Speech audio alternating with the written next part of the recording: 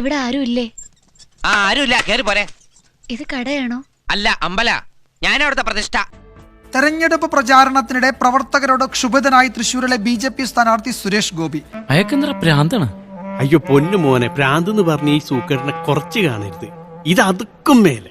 പ്രചാരണത്തിനെത്തിയ സ്ഥലത്ത് ആളുകൾ കുറഞ്ഞതും വോട്ടർ പട്ടികയിൽ പേര് ചേർക്കാത്തതുമാണ് സുരേഷ് ഗോപിയെ പ്രകോപിപ്പിച്ചത്. എടുത്തോ പിടിച്ചോ എന്ന് പറഞ്ഞിട്ട് ഒന്നും ചെയ്യരുത്.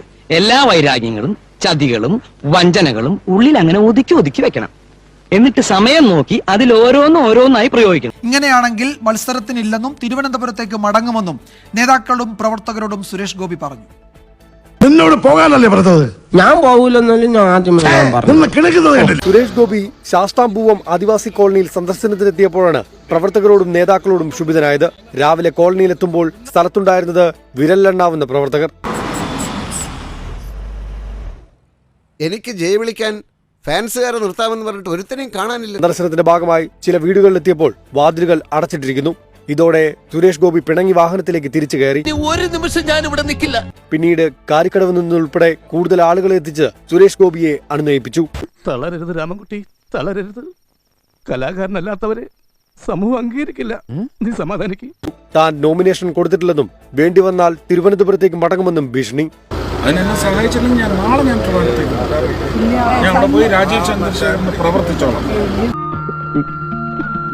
നീ ഇങ്ങനെ നോക്കല്ലേ, എനിക്ക് പിന്നെ കരച്ചിൽ വരും.